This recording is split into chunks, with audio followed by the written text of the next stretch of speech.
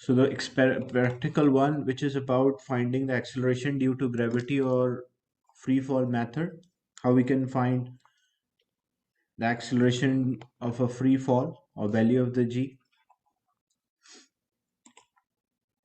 The material like stand and clamp, electromagnet, low voltage supply is there. A 2 kilogram mass, steel ball bearing, two light gates, and electronic clock or a data logger.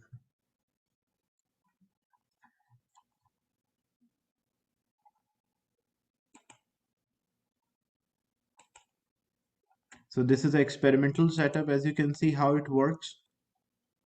As you can see here, we can either use two light gates, or we can also use the tap switch. So when the electromagnet demagnetize the steel ball bearing, it will also demagnetize and it start to flow. Then when it crosses the first light gate, will record the time. That time is t1. When it move to a second light gate, that will be t2. And what is our assumption? Its initial velocity is 0. So and we measure the distance between the two light gates. So we have the formula S is equals to ut plus half at square, where initial velocity, the starting velocity is 0. So if starting velocity is 0, S will be equal to 1 by 2, because this whole factor will be 0. So 1 by 2 acceleration is due to gravity. So we can say g, and then t square will be there. So the equation we will use to solve this, S equals 1 by 2 gt square. And then we'll compare with the equation of straight line, y is equals to mx.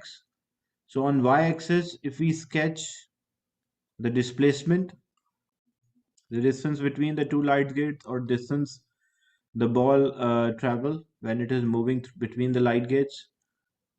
And on x-axis, if we have t square,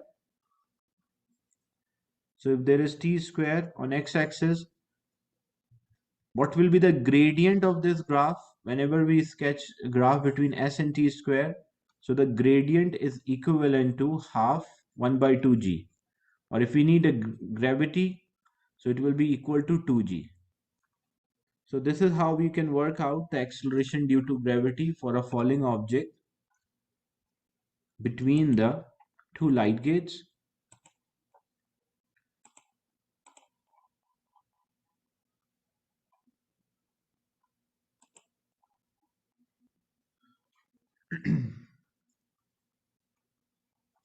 So what we assume here, like what we neglect the effect of air resistance, we consider air resistance as negligible, and the weight of the ball bearing,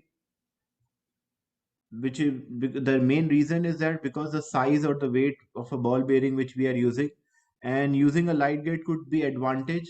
Why using a light gate is an advantage here instead of using a stopwatch? Because if you are using a stopwatch, then reaction time will be there, but in light gates there is no reaction time.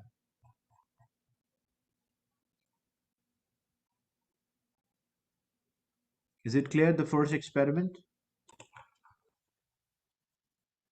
So the second experiment, using a falling method to determine the viscosity. Viscosity means property of a fluid to resist the flow. That is known as the viscosity.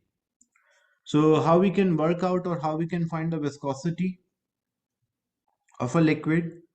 So we fill up, like a measuring cylinder is there. We fill up with a liquid, and on the measuring cylinder we put the markers. A rubber bands basically used as a markers, and equally spaced. The distance between the two markers should be same, because we are using the formula which relate the viscosity and terminal velocity.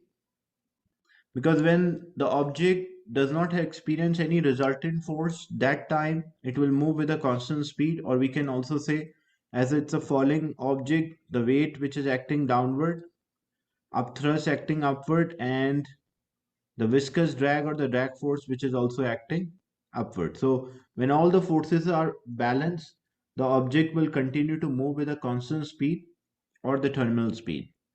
And in that case, if we relate the terminal velocity, so how terminal velocity is related with the viscosity? So it is 2 by 9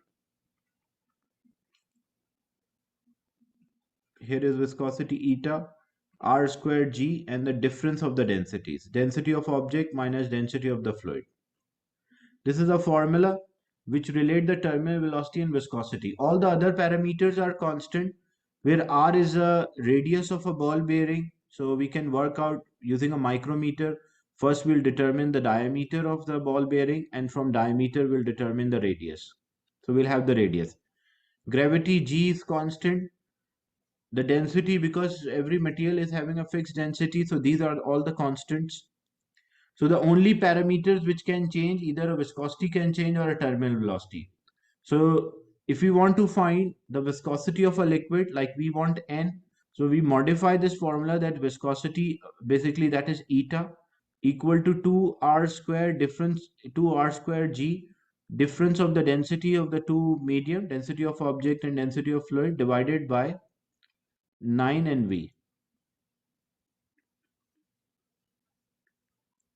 So the only thing to get the viscosity, like we need the size, because gravity is constant, density of the object and the object from density of a material from which this ball bearing is made up of, that is fixed, that is constant.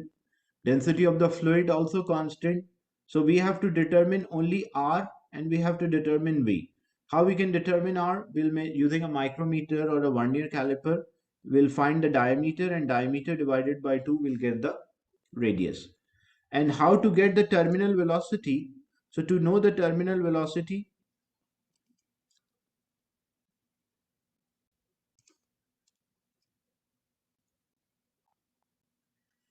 so what we will do, we place markers here.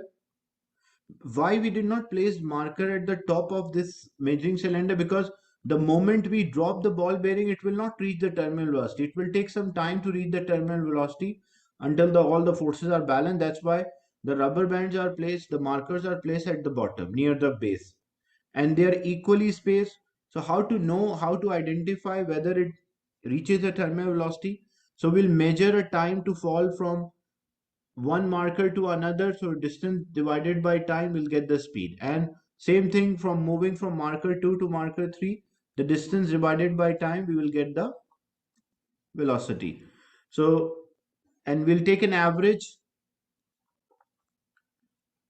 But the problem here is a reaction time. As a human error, reaction time is there as we start and stop the timer in a short interval. So there is always a reaction time. So we will have the V, we have the R, so we'll substitute these values, we'll get the viscosity. But whenever experiment is done, because we repeat the experiment and we plot a graph, so which quantities we should plot a graph here?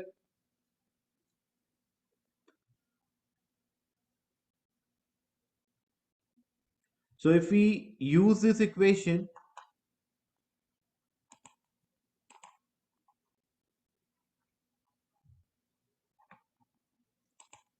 so we have this equation that terminal velocity is equals to 2 by 9 r square gravity difference of the density of object minus density of fluid divided by 9 eta. That is the formula. Now, because we are finding the terminal velocity and we are finding the size of the ball bearing, so we'll repeat the experiment with different sides of the ball bearings. So they will have different velocities. So if I modify, it will be V is equals to 2 G, the difference in the density, density of object, density of fluid, R square divided by 9 eta. Now if I compare with the equation of straight line, on y-axis if I have the terminal velocity, on x-axis if I plot r square. So when on y-axis we have the terminal velocity, and we are changing the ball bearing, so the value of the r square will change for different samples. So on x-axis we have r square.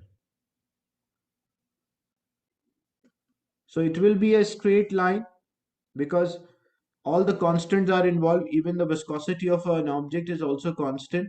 So all the constants are involved. So here the gradient of this graph the whole this factor which is left behind, this whole factor is equals to gradient. So the gradient of this graph will be equal to 2 g, the difference in the density of object and fluid, divided by 9 eta.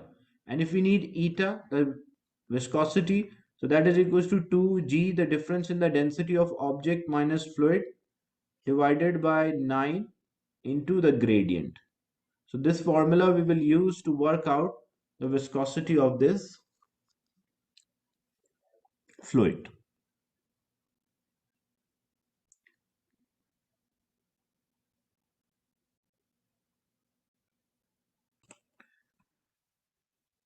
The third experiment is finding the Young's modulus, how we can work out the Young's modulus. So Young's modulus is basically stress divided by strain. And what is stress? Stress is force acting on unit area, and what is strain? Change in length over original length. So when we simplify this equation, it will be FL divided by A delta L. So what we need the force. So basically what we'll do, we'll take a wire.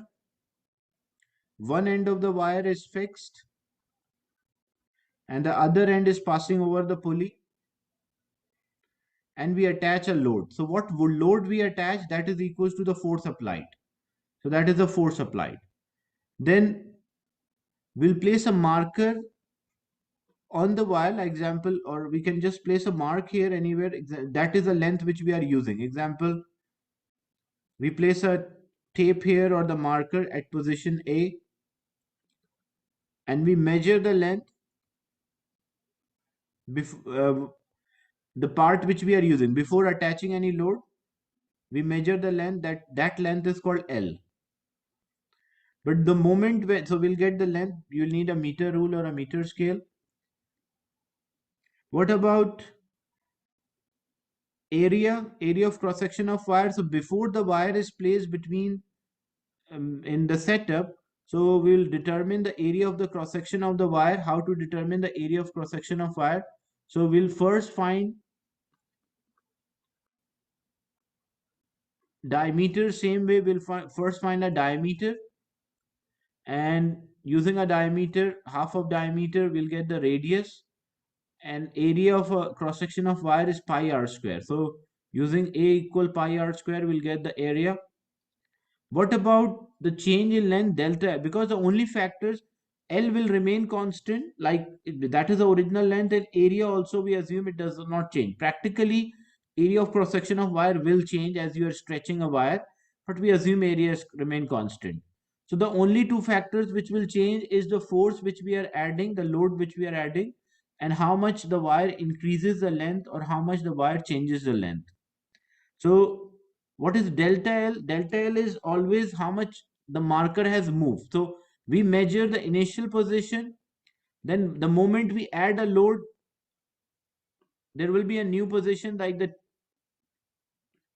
tape as a wire will stretch, the position of the tape will change. Example, this is a new position of the tape. So this is L, this we say L1. So when we take a difference of the new length minus the original length, say this is the original length, this is a new length. So when we take a difference, what we'll get the change in length, or we call that as delta L. So, and we'll repeat the procedure with different set of loads, and we'll get a different lengths. We'll substitute the values and we'll get the final answer for the Young's modulus. But practically, whenever we do the experiment, we prefer to plot a graph. The reason is that when graph is plotted, we can identify whether there is a random error or systematic error. Because if there is a random error, then the variation between the values might not be same.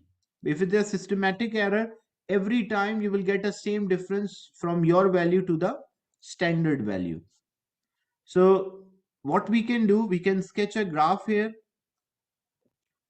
So what graph can be sketched? We can find the stress, which is force divided by area, and we can find the strain, which is change in length over original length. Plotting a graph between the stress and strain,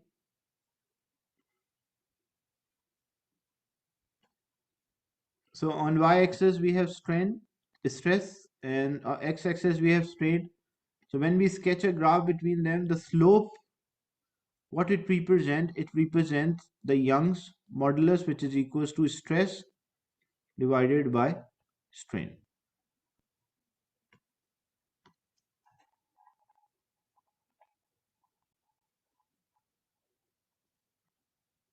So as you can see here, detail of a wire clamps are not shown in this figure.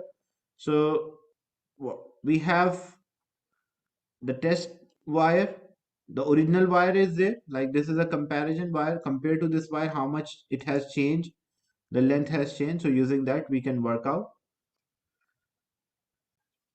the change in length, and using a change in length of the load attached, we can work out the stress and the strain, and stress divided by strains will give us the Young's modulus.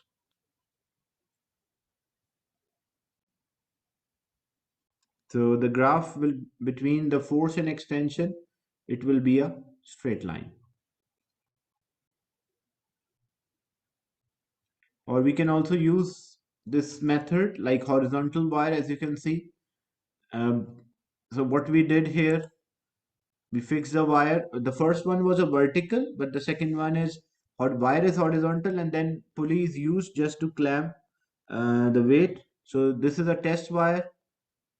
We put a marker on it and we add a load. So as we add a load, the wire will stretch the position of the marker on the wire, because the length of the wire changes. So the position of the marker will also change. So how much there's a change in the position, using that we can work out the change in length, and using strain change in length we can work out Young's modulus. And if we want to find the energy stored, that will be the area under the graph. So stress strain graph, area under the graph will give us energy stored by the wire.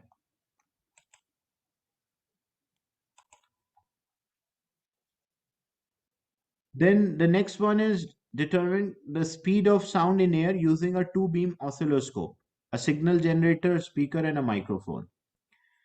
So this is a two-beam oscilloscope. Two-beam oscilloscope means like it can produce two waves. So what happened?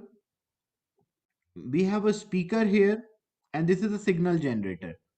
So the signal generator, when it produces a signal, one of the electrical signal is sent to the speaker, and one of the electrical signal is sent to the oscilloscope. So the signal which is sent to oscilloscope, it might appear like this, or you can also say it might appear like this. Like this is oscilloscope. Oscilloscope is mainly showing the waveform of different types of signals. So it can be a sound, it can be electrical signal. So what happened when we produce using a signal generator, when we produce a sound, so directly one of them is going to the oscilloscope. So oscilloscope read the value. So example, this is a sound which is received directly from the signal generator. But then the loudspeaker produces a sound. As a result, when the loudspeaker produces a sound, that sound travel from loudspeaker to the microphone. When that sound travel to the microphone produce an electrical signal. Now that electrical signal will travel from microphone, not microscope. So loudspeaker produces sound. That sound is picked by the microphone, and the microphone transfer that electrical signal to the oscilloscope. So when the microphone transferred that signal to the oscilloscope, there will be another peak. So basically, distance, how we can measure a distance between the cone of the loudspeaker to the microphone, that distance will measure by a ruler meter scale. And the time between the first and the second signal, because the first and the second signal, first signal which oscilloscope received directly when the sound wave started, and the second signal when it the microphone received the sound wave, so second signal is generated. So this is the second time t is there. So we have the distance divided by time. So distance divided by time, what it gave us? It gave us the speed. Why we are not using the Stopwatch here, because the problem with the stopwatch, it is difficult to, it's a short in time interval, so it will be difficult, it will have a higher percentage uncertainty, and difficult to identify the two sounds, like which is originated from the source, the moment it originate from the source, and the moment which is received or coming to us. So that's why we are using the two beam oscilloscope or oscilloscope rather than the stopwatch. So the same concept, same idea is that, but because we can use this experiment uh, for a shorter distance, like even if we place a short distance between the cone of the loudspeaker and the microphone, this experiment we can work out, or we can find the speed.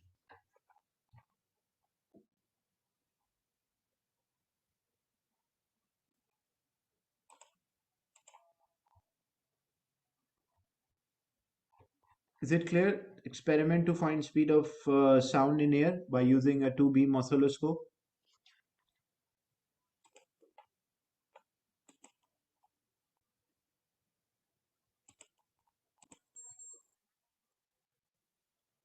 Then investigating the variation of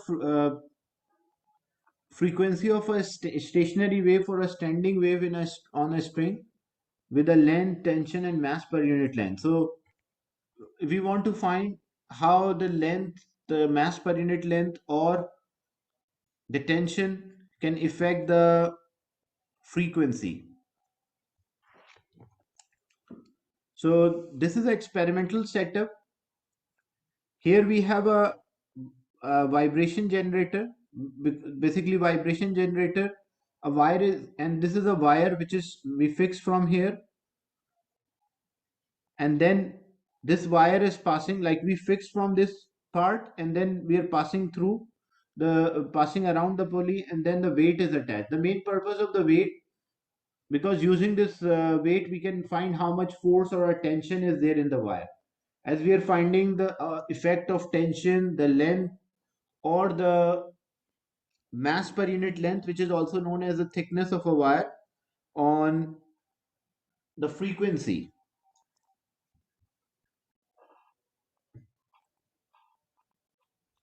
So what will happen when we switch on this vibration generator? But the thing is, because there are three factors, one is the tension, one is the length, and the third one is mass per unit length. Mass per unit length is also known as the thickness of a wire. Like if more mass per unit length, it means the thicker wire.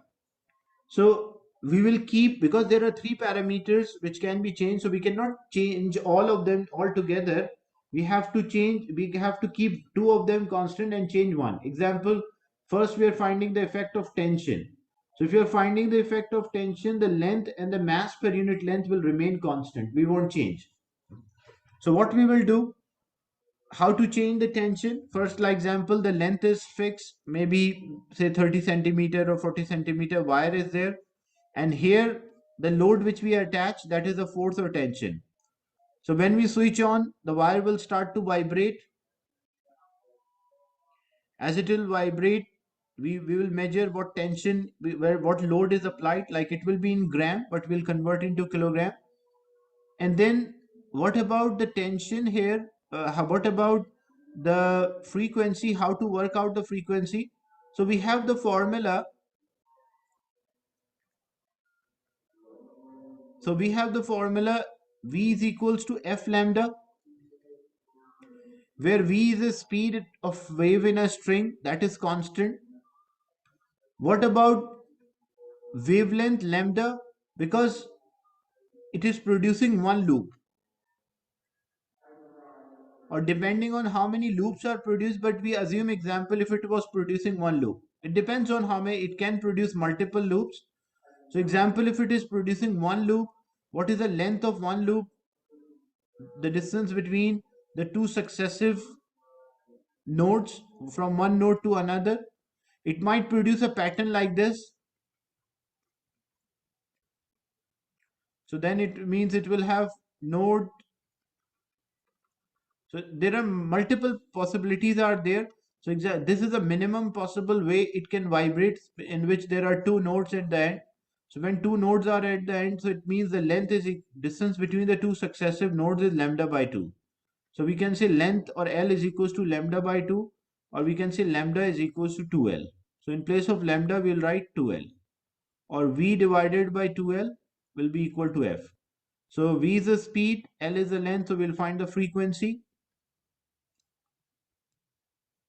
and we'll change the tension and we'll find the frequency again with a different number of the loops and find the relation between the frequency and the tension. And same way, we can change the length of a wire used. Like example, first we use 30 centimeter, then 40 centimeter, then 50 centimeter. So we'll change the length, but when we are changing a length, that time tension must be kept constant, because only one parameter can be changed at a time. So once we are changing the length, will keep tension and mass per unit length constant. And when we want to find the effect of mass per unit length or the thickness of the wire, that time we will keep the tension and the length of the wire constant. And using this, we will work out how these factors are related to each other.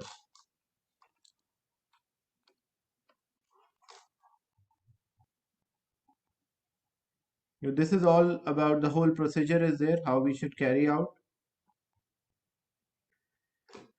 Then practical 6, determine the wavelength of a light from a laser or other light source using a diffraction grating.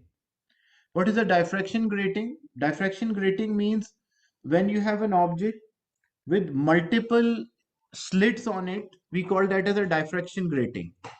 Like if we have only one slit, one opening, that is called only slit or gap. But if we have multiple slits, multiple openings on the object, then what we call that as a diffraction grating. So how we can determine the wavelength using a diffraction grating or the grating element? So what we do, this is called a diffraction grating, or you can also say grating element. So we take a laser light, we want to determine the wavelength, so we'll take a laser light and we pass this through a diffraction grating. As a result, what happened, diffraction, multiple diffraction will occur. Like so diffraction occur from the first gap, diffraction occur from the second, diffraction occur from the third. As a result of this diffraction, there will be bright and dark fringes. Like some regions, there will be a constructive interference, so we'll have a bright part. Like that part will be visible to us. And some region, there will be a destructive interference. As a result of a destructive interference, what will happen?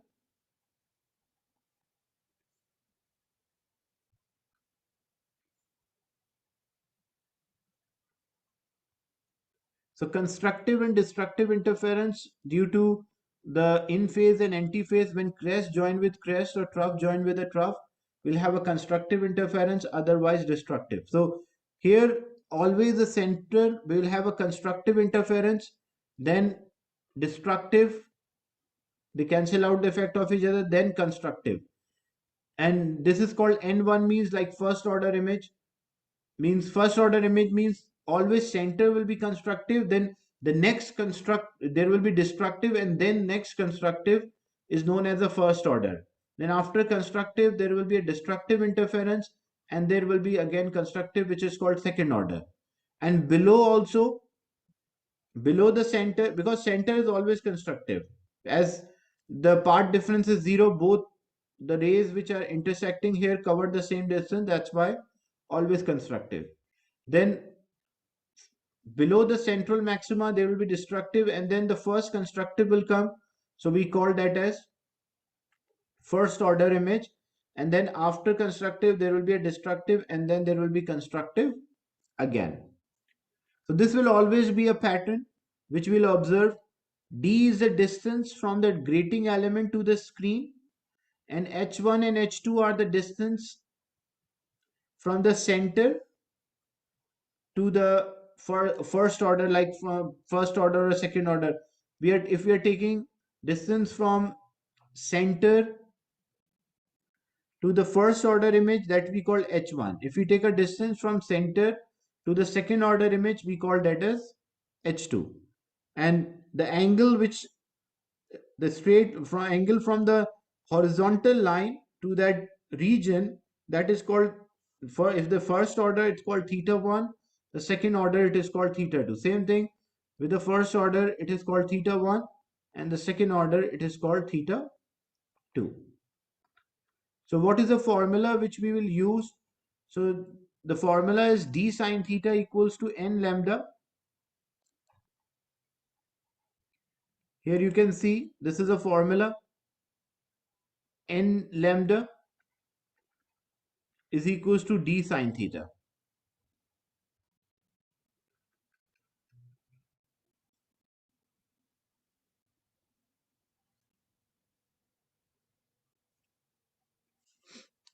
So how to get these values? As n lambda is equals to d sine theta. N is the order of image, like example, which image we are focusing on. If we are focusing on the first image, we say n is equals to 1. So n is equals to the order of the image. What about theta? How to get the theta? Look, we'll have this d and we'll measure this distance h. Like this is d, the horizontal distance is d, and this one is h. H1 or H2 depending on which image we are focusing. If we are focusing on first image, then we say H1. So this will be D, the distance between the screen and the grating element, and H is the distance from center to the first order image. So using this, we'll get the theta 1. Because we'll use a tangent theta, because tangent theta is equals to perpendicular divided by base. So we can work out the theta here, which is tan inverse perpendicular divided by base. So we'll get the theta. How to get this d? D is basically the distance, the gap between the two slits. So the length of the grating element divided by the number of the slits. So total length, like example, say grating element is 5 centimeter long or 10 centimeter long. So the